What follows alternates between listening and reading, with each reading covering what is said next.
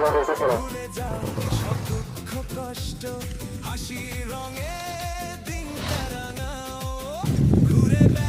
কেমন লাগছে সাইকেল চালাতে? ওকে, হ্যাঁ, এর উপর প্র্যাকটিস করে যা, কারণ কিছুদিন পরই আছে পাঠাই দেবো সাইকেল করে ভালো জল ঢালতে।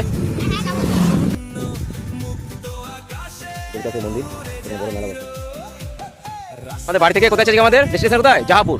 মোটামুটি কত কিলোমিটার বলতো? ওই 13-14 কিলোমিটার রাস্তা, মানে আপ ডাউন হচ্ছে ওই 28-30 কিলোমিটার। মানে তুই এরকম রেগুলার করতে পারিস তাহলে তোর প্র্যাকটিসটা ভালো হয়ে যাবে।